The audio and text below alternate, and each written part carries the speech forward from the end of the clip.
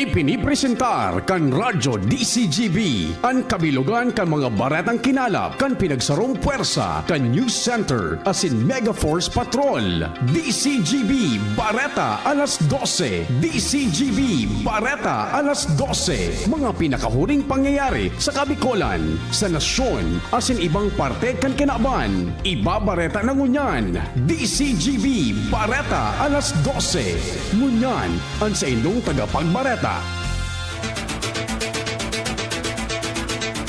Marhay na do mga tugang, Sabado po ngunyan, Pecha 3 sa bulan kang Pebrero 2024.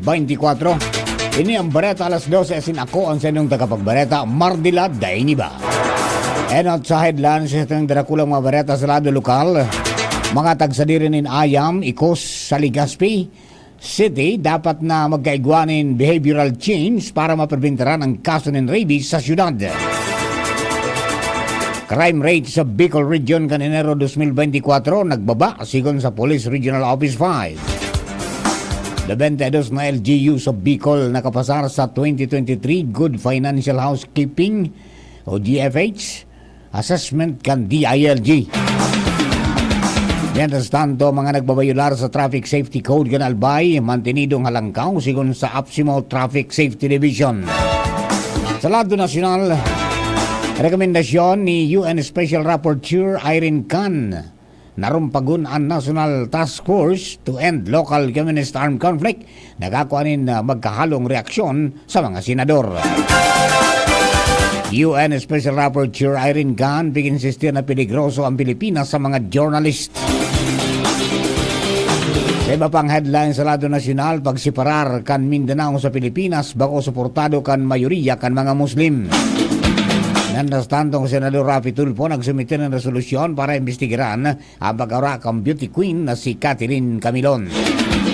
Sa ibang nasyon, Estados Unidos nalansar na ng missile strikes kontra sa mga Iranian. Mantang sa lado ng Karate Sports, Philippine Basketball Association nag-adjust sa schedule kan Season 48 Philippine Cup para sa preparasyon kang gilas sa FIBA. Yan ang headline. Muna sa detalles ng mga bareta enot sa lado lokal. Ang baretang ini hatod sa Indokan. Liver Aid Silymarin Capsule. Liver Aid. It's liver or lover, boys. Dapat na magkaigo ng behavioral change ang lambang mga Ligaspeño natagsadirin ayam asinikos tanganing may bitaran ang kaso ng rabies asin balaw-bagaw na ayam sa palibot. Inang tinawan ni doon ni Legazpi City Veterinary Officer Dr. Emmanuel Estipona sa programang Radyo Klinika sa DCGB kung saan sa iyang pigpaliwanag na ang kumpanya o kaya ang kampanya asin lakdang kontra sa stray dogs asin rabies bako sa natrabaho kan gobyerno kundi responsibilidad kan lambang miyembro kan komunidad mantang sinda sa sendang opisina magapadagos man sa pagparehistro kan mga ayam pagbabakuna asin kan mga stray dogs collection sa 70 barangay sa Legazpi. Sinabi ni Estipona na dakulang tabang kung ang lambang barangay ang magbibilog nin Barangay Responsible Owners of Dog Enforcement Team na magiging katuwang kan mong saindang opisina sa implementasyon kan Responsible Pet Ownership Ordinance kan syudad nin Legazpi. Sigong kay Dr. Estipona, 4 taon na wara ning kaso nin rabies sa tawo kung kaya piginguan ninda na masusteniran ini kung kaya pigparumdum niya ang si isay man na makagat asin makamrot nin ayam asin ikos natulos na magpabakuna nin 4 shots nin rabies vaccine asin ibitaran ang pagpapatandok. Sinabi ni Estipona na mga ayam asin ikos na balaw-bagaw ang mga biktima man sana kan mga responsableng tagsadiri kung kaya dapat napakusugod pa ang programa asin lakdang para digday. Nagbaba nin 4.30% ang crime rate kan Enero 2024 sa Kabikolan. Sigun ini sa datos kan Police Regional Office number 5 kung sa inhali sa 1,513 na kaso na nairehistro kan nakalihis na taon nasa 1,448 ngunyan. Ang pagbaba kan krimen sa riyon ang may atribuyir sa naging orden ni PRO5 Regional Director Police Brigadier General Andre P. Dizon na magdugang nin presensya presensya kan mga kapulisan sa mga pampublikong lugar, lalo na sa mga peak hours, as in bike patrols na magkaigwanin na positibong resulta. Naging magayon man resulta kan mga operasyon kontra sa illegal na droga, loose firearms, illegal gambling, illegal fishing, illegal logging, insurhensya, asin ang pagkakadakop ka mga personang may eksistidong kaso asin violasyon sa ley. Katakod kayo ni siniguro man kan komandansya ang mas maigpit na pagbabantay sa riyon para man matawan nin proteksyon ang lambang Bicolano. Nasa 92 na mga lokal na gobyerno sa Kabicolan ang nakapasar sa ginibong 2023 na Good Financial Housekeeping Assessment kan Department of Interior and Local Government o DILG. Inang kinumpirmar kan DILG Bicol kung saan ang Good Financial Housekeeping minapromotir sa pagiging transparent as in accountable kan lambang LGU sa saindang paggastos din pondo para sa saindang mga programa asin proyekto.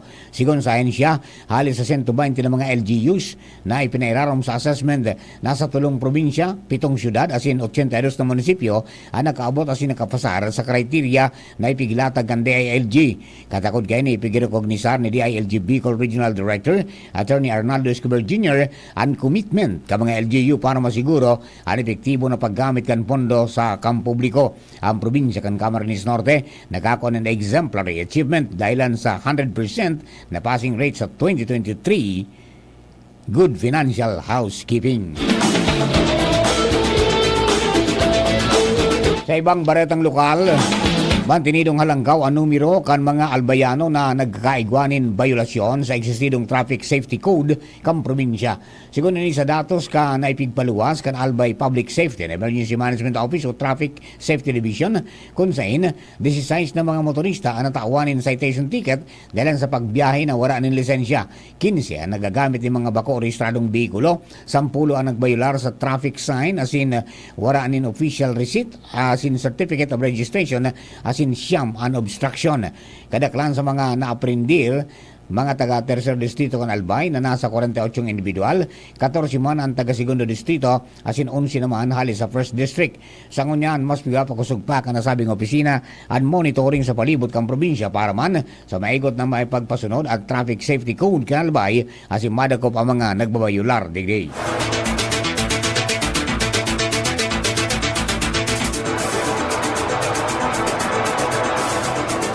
Mientras tanto, pinunana kan Philippine Statistics Authority Albay ang mga aktibidades katakod kan sa indang selebrasyon kan ika-34 Civil Registry Month ngunya na Pebrero.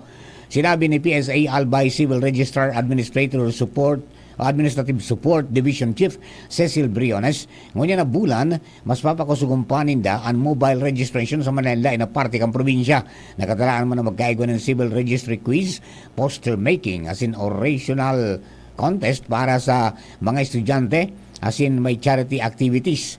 Makondukta man sinda ni mga seminars asin symposium para may pasabot sa mga albayano asin sa publiko ang importansya kan sa indang mandato asin serbisyo sa publiko.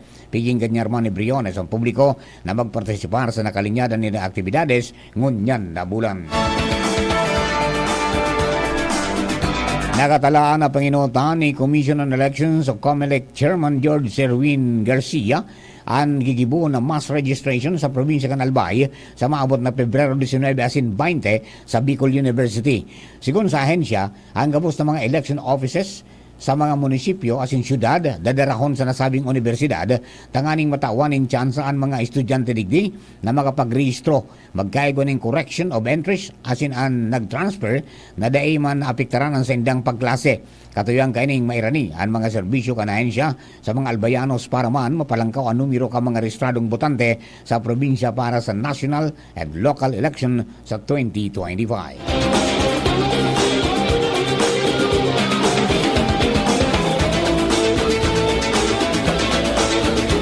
Kadagdag niyatong baretang lokal, temporaryong pigsarado kan lokal na gobyerno kan Daraga Albay, ang Duterte Highway, Poon kasuhapon, Pebrero 2, 2024, tanganing tawan ni dalan ang gigibu na konsyerto at siya na hapon katakod kan selebrasyon kang Kagsawa Festival 2024. Sa impormasyon ay pinaluwas kan daraga LGU, pigabisuang kay ni ang publiko, lalo na ang mga motorista na ibitara ng una ang pag-agi sa nasabing tinampungon niya na aldaw. Alagad sigurado na bubuksan ini sa Domingong Pebrero 4, 2024 alas 12 nin pagkaudto. Nagagad man dispensa asin pagsabot ang LGU sa mga maapiktaran na biyahero. Mantang pigimbitaran man ang gabos na magiling kan libreng konsyerto kan Spanish Cola asin Silent Sanctuary at Tiyan Nabanggi. Sa sarupang baretang lokal na tawanan in tabang kan Department of Social Welfare and Development o DSWD Bicol ang mga pamilya na apektado ka nangyaring sulok sa Iriga City Public Market na nakaapektar man sa 109 commercial stalls asin 5 residential houses. Ini matapos na ipag-orden ni DSWD Bicol Regional Director Norman Laurio sa DRMD Chief Claudio Villarreal Jr. kung saan nasa 228 na mga family food packs asin essential non-food items na may kabilugan na kantidad na sobra sa 193,000 pesos na kantidad. Kasabay kini, makondukta man in assessment and assistance to individuals in crisis situation o IX team, katuwang ang City Social Welfare and Development Office o CSWDO, as in DSWD City Action Team o CAT, para man matawan nin financial na asistensya ang mga apektadong pamilya sin stall owners, siraro man kan Sustainable Livelihood Program kan ahensya. Mga tugang, primerong parte po yan kasuteng Bareta alas 12, Bareta sa lado lokal. Ang Bareta niya to sa lado nasyonal, ibang nasyon, sports sa siniba pa, makalis lamang po kini. Coronavirus ba ang hadlang sa pag-aaral ninyo? Andito na ang Southern Luzon Technological College Foundation Incorporated ay gumawa ng hakbang sa mga gustong mag-aral sa junior, senior high school at kolehiyo. Ang SLTCFI ay handang umagapay sa mga mag-aaral upang may pagpatuloy ang kanilang pag-aaral at pagharap sa new normal o sa makabagong panahon na ating kinakaharap. Sila ay nag-o-offer ng flexible blended learning o online or offline/modular classes. Kung may sapat na gadget o may maayos na internet connection, maaari niyang piliin ang online classes. At kung ang estudyante naman ay walang sapat na gadget at walang maayos na internet connection, maaari niyang piliin ang offline/modular classes. Sa ganitong paraan, malaki ang matitipid ng mga magulang, wala na silang iisipin na pamasahe, baon at iba pa na kinakailangan. Ngayon, mas magagabayan palalo ng mga magulang ang kanilang mga anak at higit sa lahat, masisiguradong mapaprotektahan pa sila sa mga pwedeng masagap sa labas tulad ng COVID-19. SLTCFI course offered junior high school, grade 7 to grade 10, senior high school, grade 11 to grade 12 with academic track, STEM, GAS, ABM, and HUMSS. College, Bachelor of Secondary Education, majors in English, Mathematics, and Filipino. Bachelor of Technical Vocational Teacher Education Program, Bachelor of Science in Business Administration, major in Human Resource Development Management, major in Business Process Service Management, and major in Financial Management, Bachelor of Tourism Management, Bachelor of Science in Computer Science, Bachelor of Science in Information System, Associate in Computer Technology. What are you waiting for? Enroll now in our online registration. Visit www.sltcfi.com/ENROL. And for more information, please contact us at 0977-147-3488. Basta SL, wow! Welcome to the year of the Wood Dragon, the Albay Filipino-Chinese community in cooperation with the provincial government of Albay and the city government of Legazpi celebrates Fiesta Tsinoy 2024. Welcome to the year of the Wood Dragon. Zumba events on February 7, 6 p.m. at the SM City Legazpi. February 9 at the Pacific Mall Bridgeway. February 10 at the Bicol University Oval. And on February 4, 2024, motorcade at 9 in the morning, to be followed by the opening program at 12:30 in the afternoon at the Albay Astrodome Eucharistic Celebration, Ancestral Veneration, and the Fiesta Tsinoy Colorful Program at 3 p.m. featuring singer, host Eva Marie Poon, the sister of balladeer Richard Poon, together with local performers, along with Dimson and Picoy Distribution. Join this year's Chinese New Year celebration. Yang hi huatsai. Ubo, plemang nakabara, hirap sa paghinga. Dapat may dalang ginhawa. Kaya lagi kong bitbit, Plemex Forte Capsule. Ang Plemex Forte Capsule ay gawa sa halamang lagundi. Ginhawa sa ubo at hika. Magaan dalhin, madaling inumin. Plemex Forte Capsule. Basta lagundi, Plemex. Vitex Nagundo L is the generic name of Plemex Forte. If symptoms persist, consult your doctor. Tanggal ang plema, tigil ang ubo. Maluwag ang paghinga sa Plemex Forte. Basta Lagundi, Plemex. Ang Plemex Forte Lagundi capsule ay mabibili sa pangunahing butika o drugstore na malapit sa inyo. Sa bareta niya to sa lado nasyonal, magkahalong reaksyon ang nakuagikan sa mga senador sa rekomendasyon ni United Nations o UN Special Rapporteur Irene Khan na rumpaguna ang National Task Force to End Local Communist Armed Conflict o NTF-ELCAC. Sinabi ni Senador Chis Escudero na dapat na rumpagon ang NTF-ELCAC dahil malinaw na ang kamautan kay ni masiri pasin aksyonan ang ugat kan insurhensya. Bilang dating gobernador kan Sorsogon na kinabang sila sa kadakula proyekto kan NTF-ELCAC. Pigdato ang kwenta man ni Senador Nancy Binay kay Presidente Ferdinand Marcos Jr. ang pagrumpag kan NTF-ELCAC. Dagdag pa kan senador na pwedeng haputon ang Department of the Interior and Local Government o DILG kung igwapang halaga ang nasabing task force. Sa lado man ni Senator Minority Leader Coco Pimentel, dapat nang i-abolish ni dahil sa difícil i-liquidate ang fondo kan nasabing task force. Ipinag-insistir ni United Nations o UN Special Rapporteur Irene Khan na peligroso para sa mga journalista ang Pilipinas. Sinabi niyang bako supisyente ang Media Security Task Force kang gobyerno dahil mismo ang mga pulis asin mga otoridad ang nag-aatake sa media. Tinapos ni Khan ang sayang pagbisita sa Pilipinas sa paagi kan pagkonduktan in principal discussion. Sinabi ni Khan na kulang sa systematic approach sa nasyon sa pagtataon ng proteksyon sa mga media practitioner. Bago suportado ka mayoriya kan mga Muslim ang kagustuhan ni dating Presidente Rodrigo Duterte na isiparar ang Mindanao sa Pilipinas.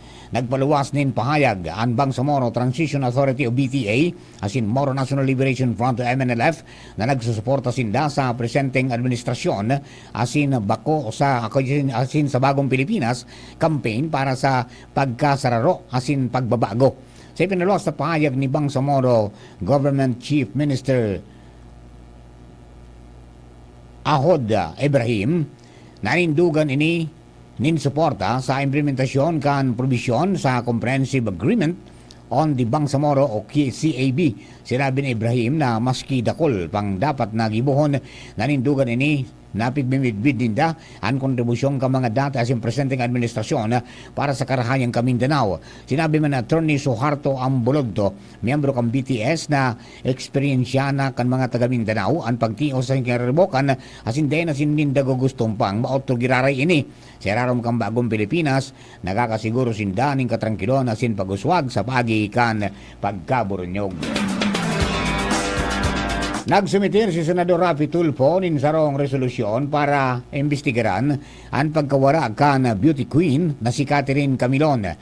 Sa Senate Resolution 913 ni Tulfo, sinabi kay nina ang pagkakaimbalto ka mga police officers sa mga heinous crimes, nagdadakol sa mga nakalis na bulan asin kay puhan ng magkaigwanan review sa screening process kang police officers, siring man ang retention of officers na nasa active duty.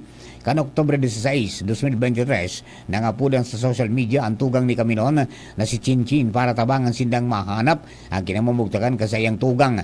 Pagkatapos ng 5 bulan, opisyal nang pigdeklarar na missing ang daraga. Sarong dayupot na barkada ni Camilon ang nagba-koordinar kay Chinchin asin ibinulgar ang pigsasabing relasyon kang beauty queen asin ni Police Major Alan D. Castro. Nagkasundo ang Department of Education o DepEd asin Private Schools Association para sa marahay na implementasyon kan kindergarten to grade 10 o K-10 matatag curriculum para sa school year 2024-2025. Asarong pagtiripon sa panginutan ni Vice President asin Education Secretary Sara Duterte kaibanan ang mga representante kan private school pinag-urunan ang implementasyon kan bagong kurikulum para masiguro na magiging areglado ini. Ipapautob man ang National Math Program as in National Science and Technology Program na ikinaugmaman ka mga estudyante. Ibinida man kan Secretary ang mga ginibukan DepEd kaibanan na ang National Learning Camp, Catch Up Fridays, pagpapakusog kan school-based feeding program as in proteksyon sa mga estudyante na pinuna nagibuhon sa mga pampublikong eskwelahan as in kaya man nagibuhon sa mga private school. Siniguro pa ni Duterte na magkakaigwag iraray nin pagkikipaguro ng DepEd sa mga private schools para sa mas maging marhay ang sektor kan edukasyon.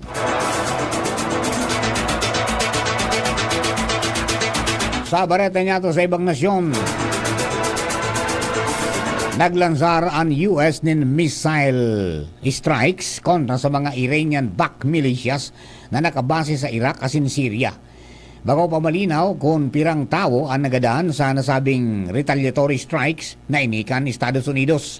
Sa rining pagbalos kan Amerika sa ginibong drone strike sa saindang outpost sa Jordan na ikinagadaan kan tulong soldados kan Amerika. Magirumduman na siniguro ni US President Joe Biden na sinda mabalos sa ginibo kan milisya o mga militanteng grupo kan Iran.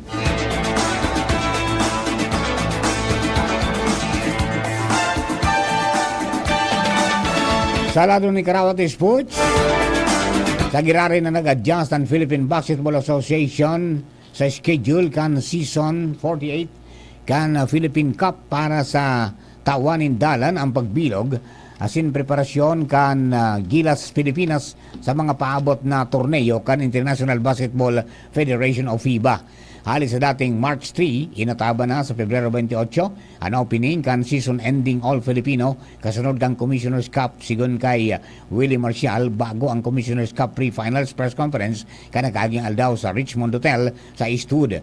Para makomodar man ang national team, ginibo kan liga na 2 conference sana ang 2023-2024 calendar year.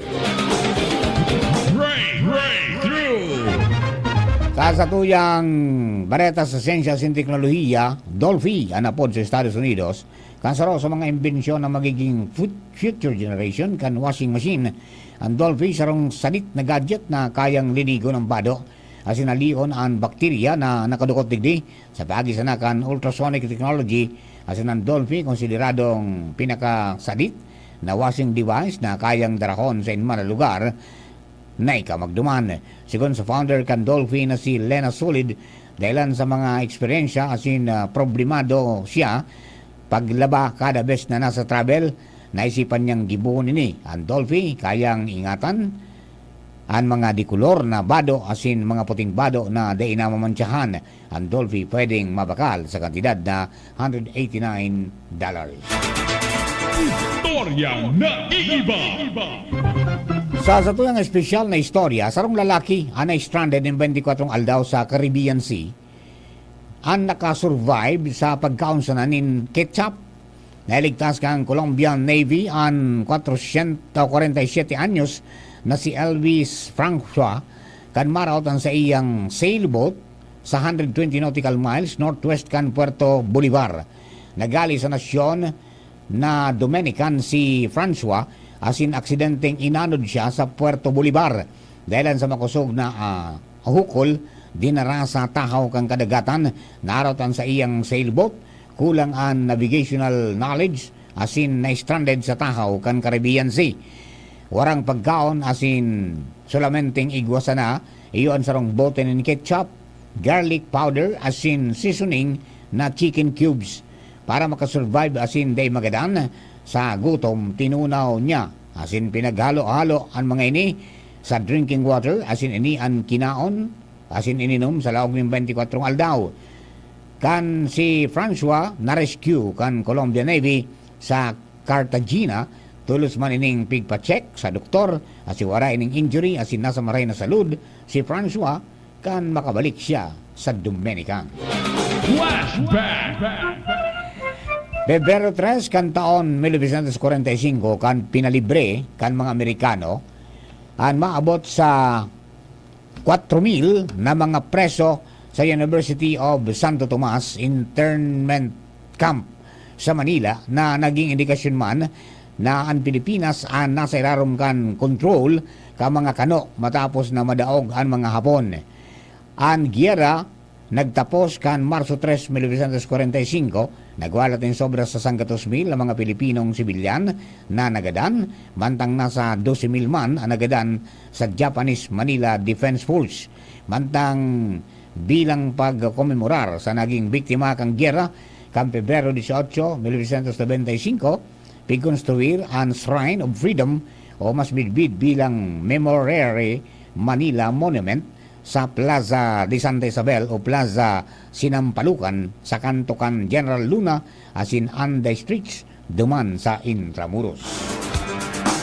Sa sitwasyon po kan Bulkan Mayon sa Ngunyan Aldao, nanutaran ang pagbaba kan aktibidad kan Bulkan Mayon sa nakalis na 24 oras. Sigon ini sa datos na ipinaluwas kan Philippine Institute of Volcanology and Seismology o PHIVOLCS Ngunyan Aldao, Pebrero 3, 2024, kung sa inwara sindang nahiling o nangyaring na-record na volcanic earthquakes, alagad may banaag na nahiling sa bunganga o ngimot kan bulkan o crater glow. O minabot man sa 621 tonelada ang naging sulfur dioxide emission, 300 metros ang langkaw kan aso, asin may ground deformation o paramentas na pagubag kan bulkan. Ipinagbawal manggirari ang paglaog sa 6 km permanent danger zone, siring man ang pagpapalayog din anuman na aircraft arani sa ngimot kan Bulkan Mayon. Mga tugang yan na po ang kabilugan kasatuyang alas 12 mga bareta. Kini pa na kinalap sa DCGB News Base sa nakalis na 6 oras. Sa pangarang gusto yung nakaibanan sa pagsurat ka ng mga bareta, Angel Mustasa, siriman si Jenny Matthew Balaran. Lado technical, kasabay niya to Kuya Nems Flora, DCGB Social Media Department. Yan po dyan si Jerome Nico Martinez, Production Assistant Center. Yan po si Shara Liron. Mantang hello kay Joseph Nares, Marinod to po, siriman si Bing Buenbones at saka si Papa P. Sa kawas po nagantabay sa 79 kHz sa pitangas ng mga radyo. Thank you very much for keeping us company. Sa pangalan po kasatuyang kapartner, si Ate Russell Cortez na may importante pong piglakaw sa kunyan. Ako po ang silong naging tagapagbareta, Mardila Daiba. Thank you and God bless the Philippines. Sa indong nadangog ang mga darakulang bareta ngunyan Aldao, ang tabayan ng giraray sa aga, ang sarupang